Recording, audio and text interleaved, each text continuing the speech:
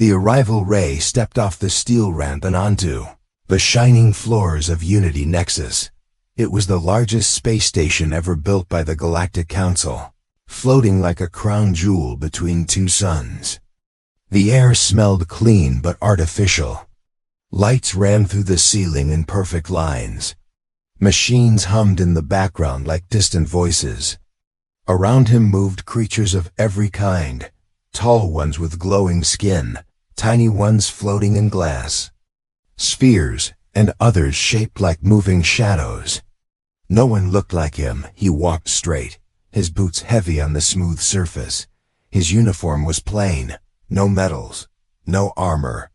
Just gray fabric and a black patch on the shoulder with the Earth insignia.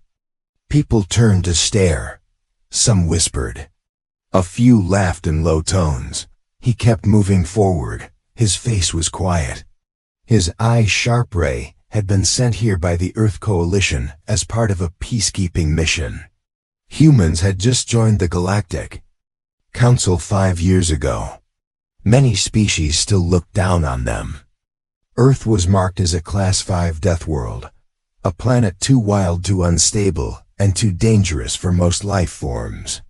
The Council feared humans. They saw them as violent, unpredictable survivors of a brutal world. Ray knew this well as he approached the Grand Council chamber. 2 guards stepped in front of him. Both were tall and silver-skinned, their armor glowing like ice. One raised a hand and spoke in a flat voice. "You cannot enter." "Orders from the High Circle." Ray paused but did not speak. Captain Dean stepped up from behind. He was a senior officer from Earth, older, and wearing a badge of diplomacy. He frowned and looked at the guards. "He is a registered representative," Dean said. "He was approved for this meeting." "Check again." The guards did not move. One of them repeated the same words. "You cannot enter." "Orders from the High Circle." From inside the chamber, a voice echoed out. It belonged to a council leader named Orion, known for his sharp tongue and dislike of Earthborns. He spoke without rising from his seat. "We do not need a soldier from a savage world inside this room. Let him watch from outside if he must. He belongs with the security team, not with thinkers and peacemakers." Laughter followed. Not loud but enough to carry. Ray stood still, his hands at his sides. He looked through the open doors and saw rows of polished seats curved around a glowing table. In the center floated a golden sphere showing a hologram of the nearby galaxy. Every planet, every star system had its place. He saw none for Earth. Dean clenched his fists. His voice rose. "You insult a warrior who passed survival trials your own kind would not last a day in. He has trained in gravity shifts, acid rainstorms that melt steel. He has served on the edge of war zones where time folds and space breaks. You deny him a seat because you fear what he is not what he has done." Another voice spoke. This one was calmer. It belonged to Mara, a council member from the ocean planet Lyra. Her people were soft-spoken and peaceful. She leaned forward slightly, her eyes on Ray. "Perhaps the council feels threatened because Earth teaches strength through suffering. And we have grown too comfortable in peace." The chamber fell quiet, but Orion laughed again. "Strength without wisdom is a weapon with no aim. We will not debate this further. Let him stand outside if he must observe." Dean turned to Ray, his face full of anger and apology. But Ray simply nodded once, then stepped back from the door and stood near the outer wall. He said nothing. He felt nothing on his face. But inside, a deep silence formed like a stone dropping into still water. As the doors closed, the council resumed its discussion. Ray leaned against the wall. A cleaner bot rolled past him and beeped. An alien child stared at him from across the hall, then ran to hide behind its mother. Ray looked at his own hands. The skin was rough, scarred, the fingers strong enough to crush stone in lower gravity. He remembered training on Earth. Days without food, nights in snow so cold it cracked skin. Climbing cliffs with gravity, pulling 5 times harder than normal. Swimming through rivers filled with electric eels. Learning to fight without tools, learning to build from scraps. Learning to survive when the air itself tried to kill you back then many had died. Only a few passed. Fewer still were chosen for the Space Force. Ray was one of them. He did not care for medals or speeches. He followed orders. He protected those who could not protect themselves.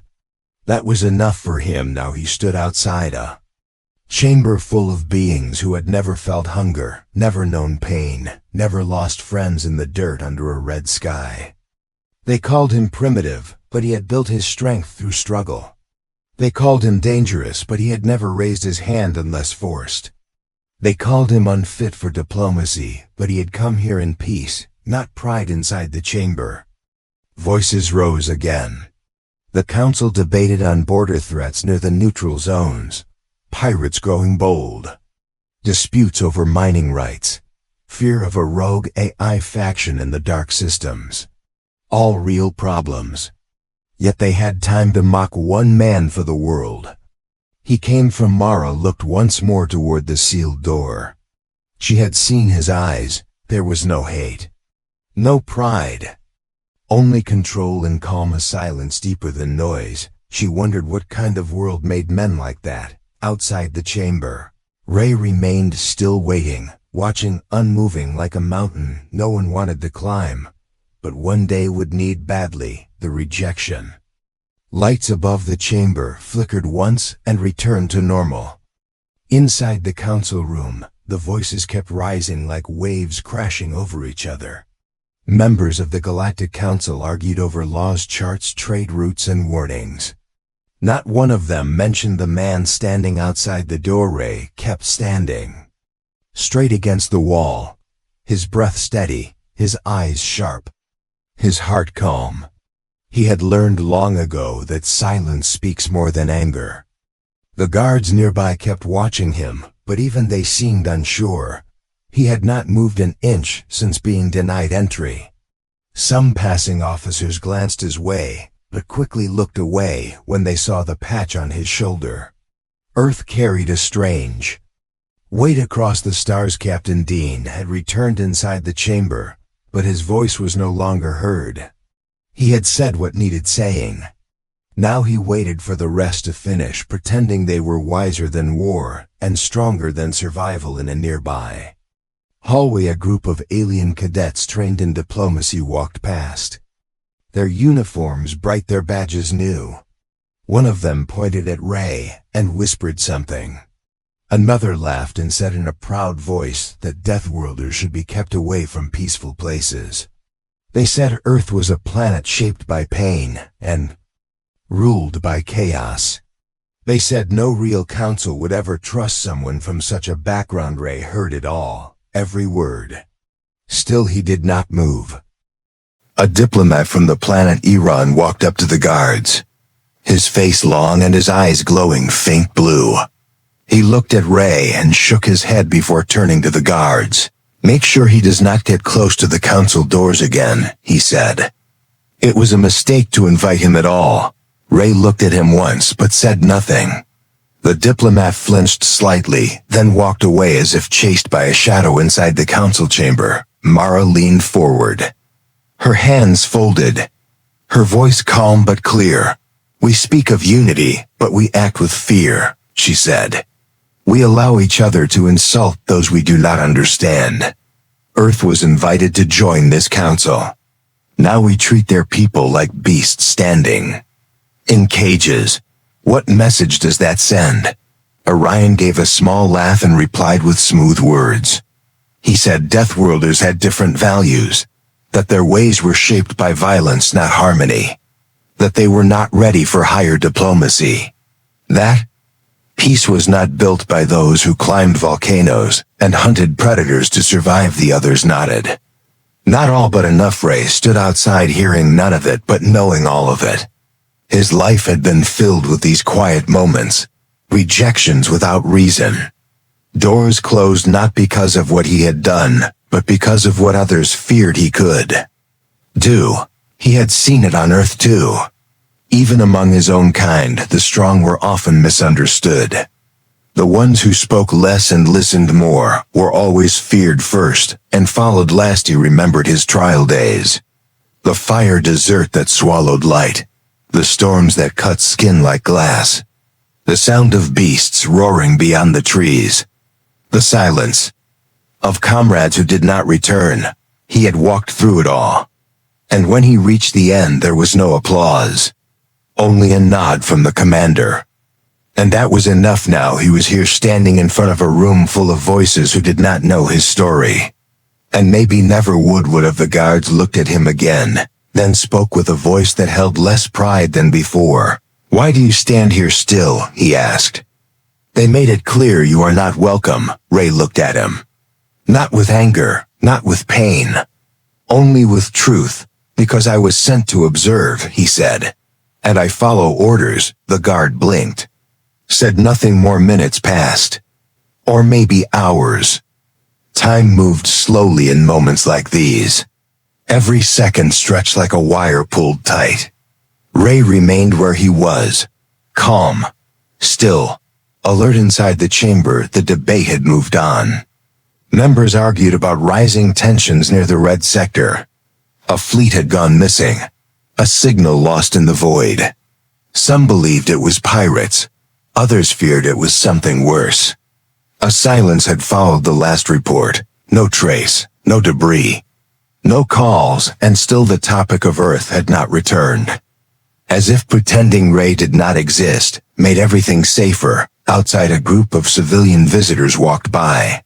A small girl holding her father's hand stopped to look at Ray, her eyes wide with wonder, not fear. She tugged on her father's sleeve and asked if that man was a hero. The father looked nervous. He whispered something and pulled her away quickly. Ray watched them go. He said nothing. But something in his chest moved for the first time since the door had closed. Elsewhere deep in the station, a warning light blinked once, then again. A silent signal received by the control room. A code marked unknown. Not from council fleets. Not from trade ships. The security team tried to decode it, but the symbols made no sense. The signal came from a dark sector beyond known space. It had no words, just a pulse, a warning, a presence moving closer. The control team sent the message to the council, but they were busy in debate. The message sat in queue, waiting for approval to sound. The alert. Ray stood by the wall, still unaware. Still calm, but something in the air had changed. A feeling. A shift inside. Mara felt it too. A strange chill along the edge of her thoughts. She looked toward the chamber door. Her voice returned. "Perhaps one day we will regret not listening to those who understand danger more than we understand comfort." Orion waved his hand, dismissing her words. "We will act when needed," he said.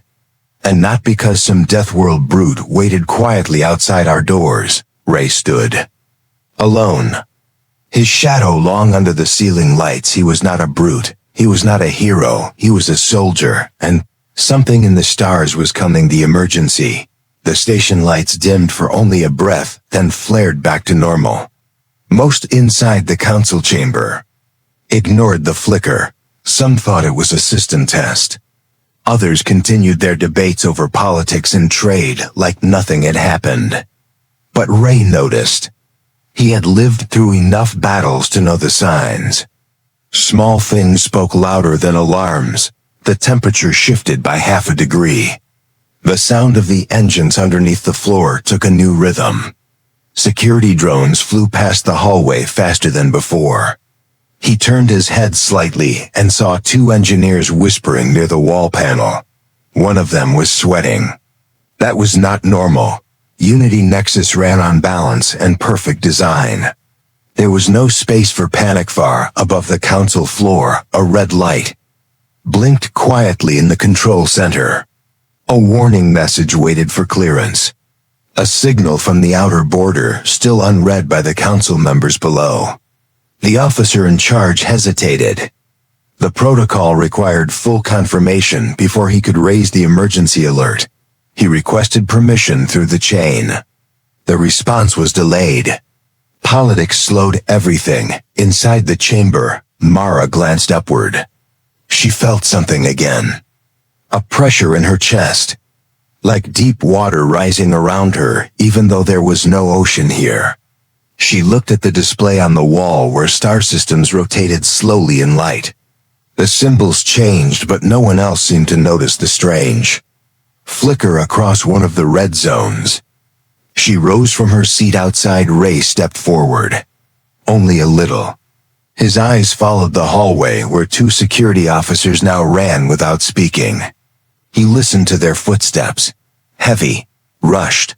Wrong. One of the guards near him placed a hand on his piece. His face shifted from calm to confusion. He spoke quietly to his partner. Control says we might have a breach, but they're not sure. Something strange from the border region. They're checking again. Ray said nothing. His fingers twitched slightly. Muscles tightening from old instinct. On Earth, this would be the moment when the sky darkened, when wind stopped, when birds flew in silence, when something came from the trees that did not belong. He felt the same now. A loud sound struck the far wall. Not an explosion, a pulse. The metal surface vibrated as if something outside the station had touched it. The engineers near the panel fell back. One of them dropped his tools. Lights above changed color from white to orange. A voice came through the speaker above them. Calm but urgent. Unknown object detected at Sector Gate 7. Please remain in designated zones. This is not a drill. The council chamber fell quiet. Orion stood, his voice louder now. What is this disturbance? Why are we being interrupted without notice? No one answered him. Because no one had time. The outer hull of Unity Nexus trembled again. This time the lights flickered twice. Then, the doors locked down. Emergency barriers fell from the ceilings in every main hall. All transport tubes stopped. All elevators froze. The station had entered partial lockdown. Ray stepped away from the wall. He looked at the guards. Their faces had changed from pride to panic. One of them pulled his weapon but did not aim. His hands shook. Ray spoke calmly. Where is Gate 7? The guard pointed without words. Ray nodded and turned toward the direction. He moved fast but silent, his steps light, his eyes clear. He passed a group of officers running the opposite way. No one tried to stop him. They were too afraid. Inside the chamber, Mara turned to the wall panel and opened the feed from Gate 7. A visual showed the outer field near the docking ring. Black space filled most of the screen, but something moved there. Something massive. It did not reflect light. It had no markings, just shape and motion. A shadow among stars. Orion shouted that it could be a damaged cargo ship. Another council member said maybe pirates.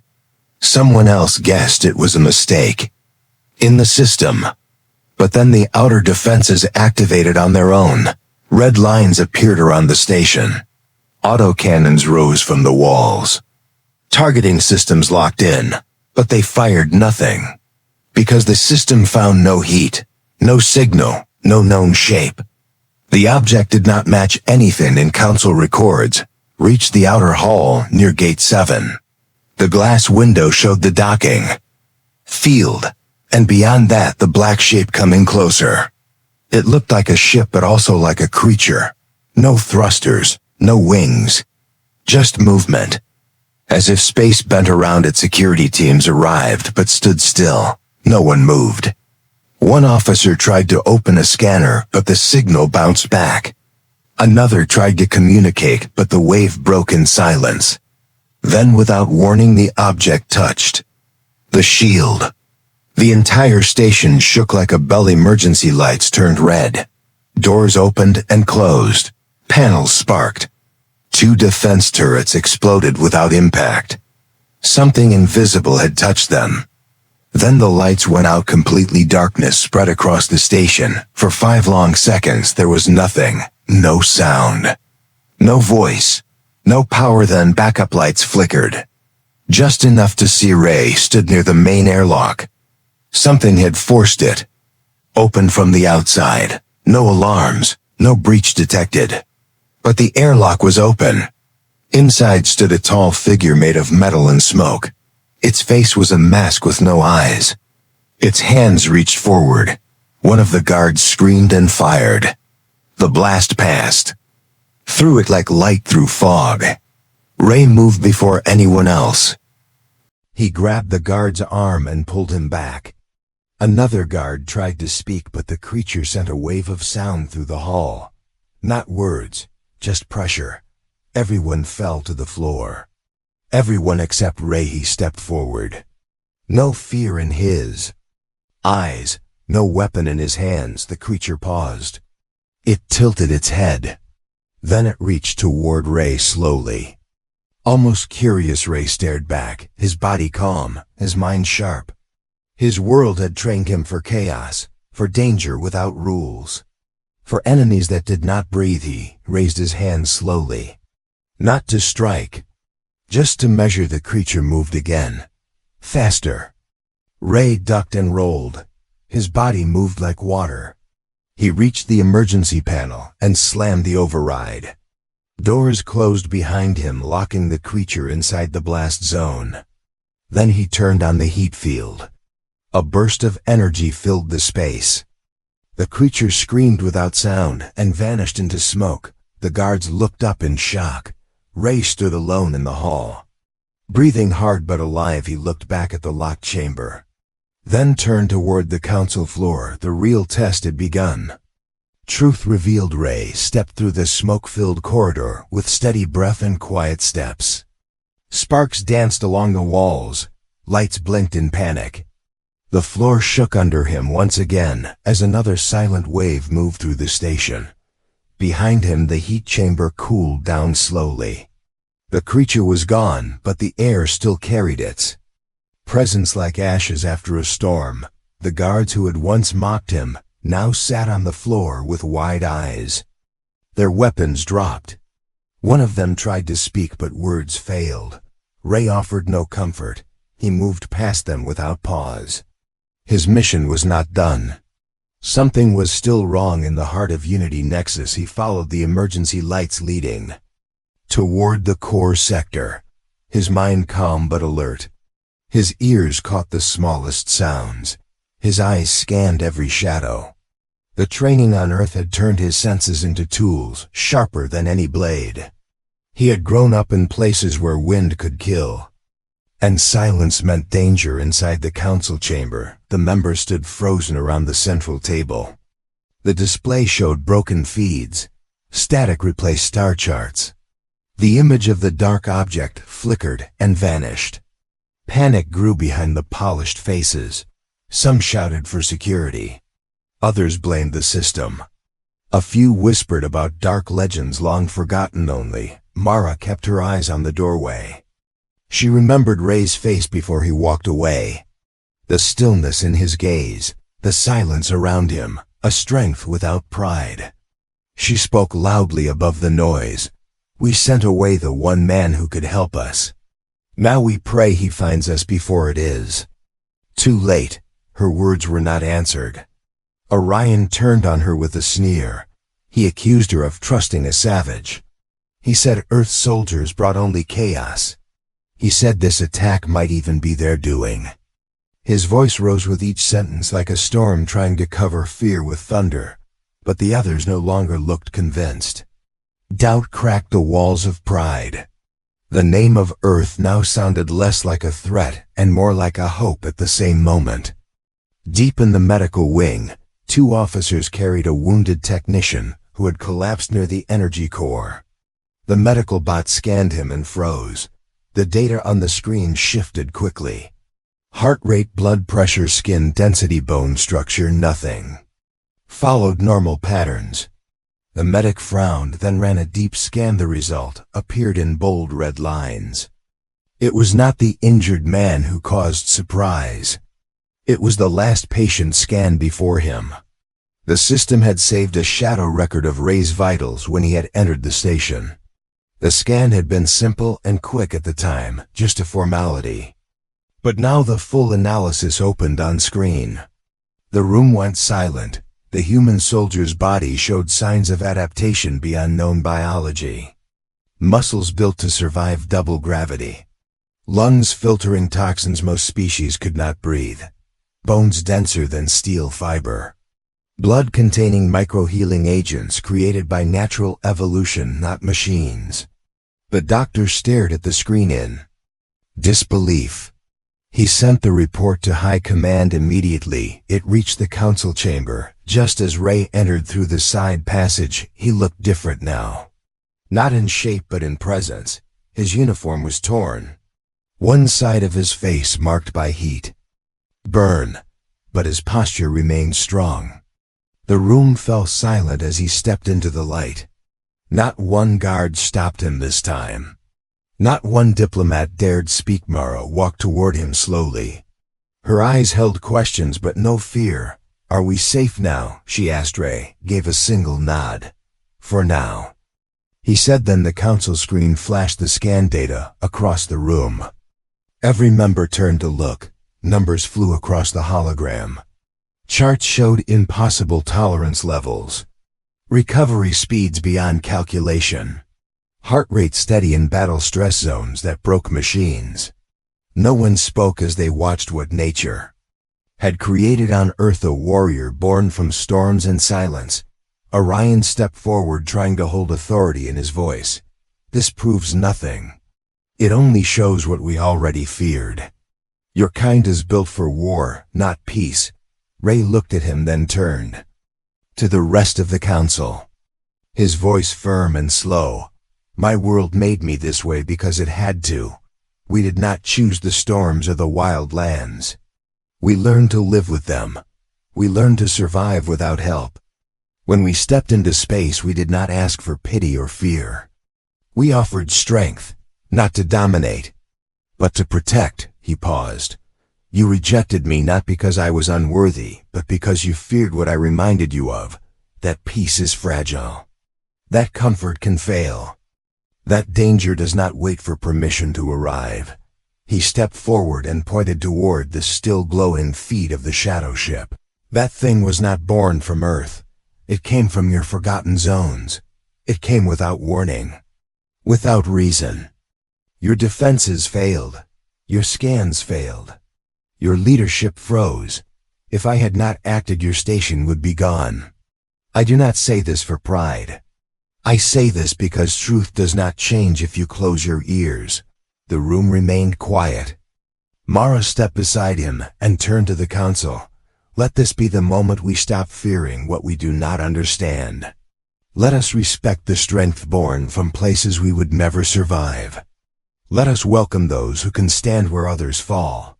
One by one the members nodded. Even Orion said no more. Outside, the shadow in space had vanished, but its echo remained in memory. A warning written in silence. A story that would spread across systems. And at the center of that story stood one man, not a legend, not a monster, just a soldier from a world that never gave him peace, but taught him how to protect it, the respect earned after the silence of the council. Hall faded. Soft lights returned to full glow across Unity Nexus. Systems came back online one by one. Emergency locks released. Power grids stabilized. Yet the fear left behind by the shadow ship remained like smoke after fire. No one smiled, no one joked.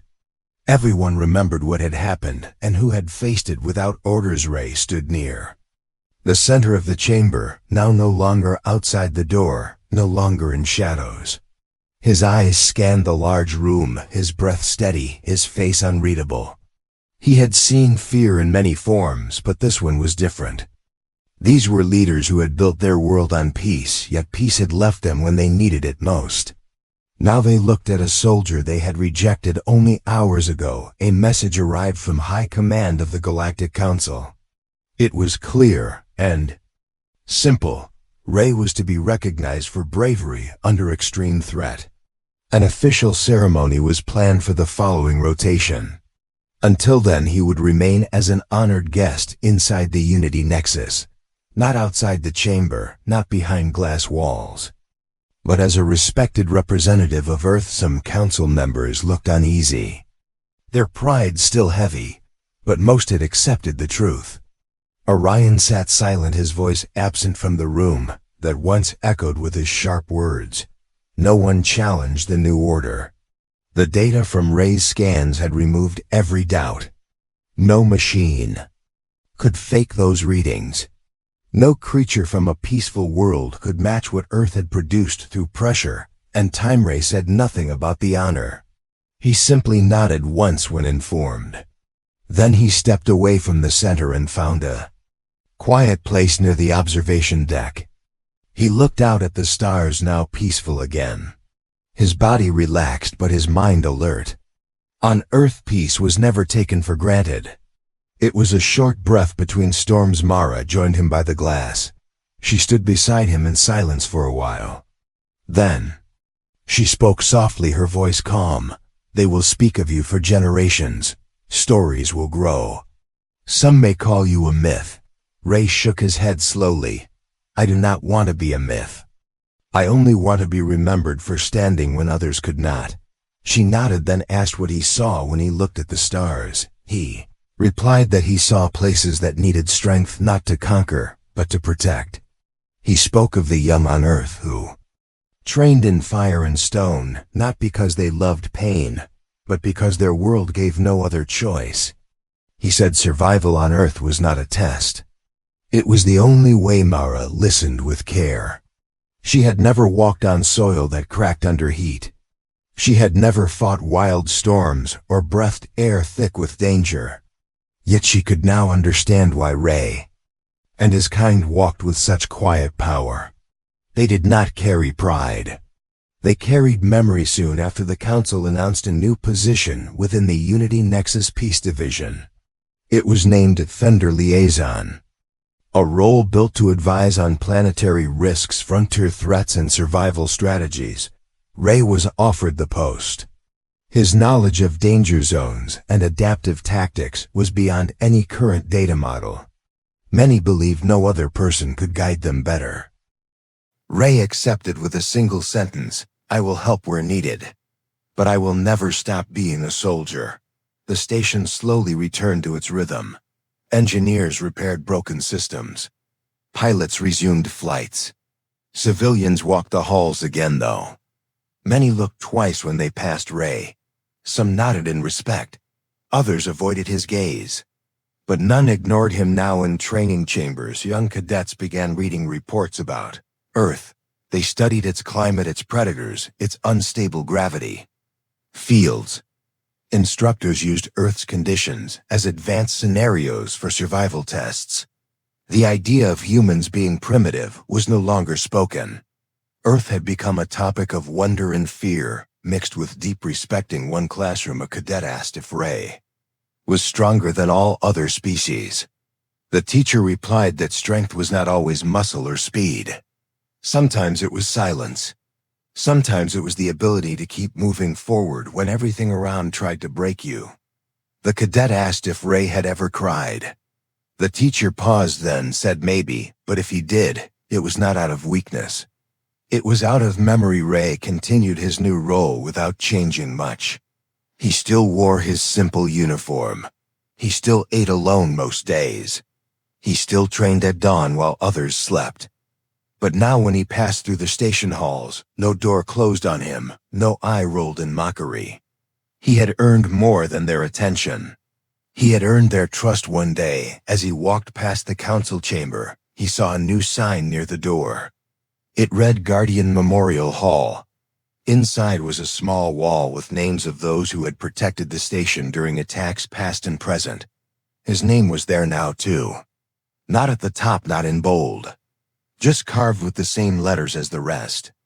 He stared at it for a moment, then moved on. Mara later found him sitting near the old training yard, watching new recruits practice movement drills. She asked if he was proud. He said no, pride fades. But truth remains. She smiled and said one sentence. He never forgot. You taught us that peace needs protection, not permission. As more systems joined the Council, news of the Unity Nexus event spread. Stories reached the far colonies. They spoke of the man from Earth, the soldier without armor, the fighter with silence, the guardian who stood when machines failed. Many called him a hero. Some called him something more, but Ray never changed the way he walked or spoke or trained.